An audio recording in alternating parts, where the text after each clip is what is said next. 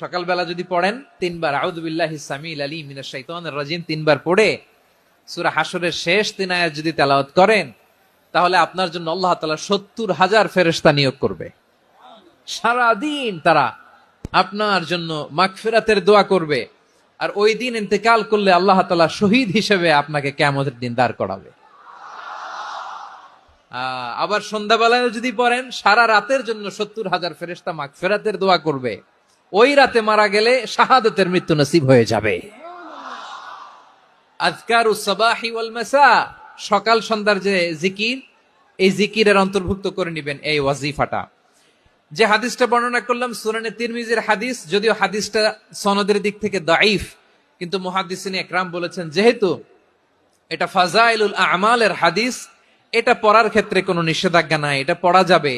So সকাল সন্ধ্যা যদি সুযোগ হয় এই ওয়াজিফাটা যেন আমরা পড়ি।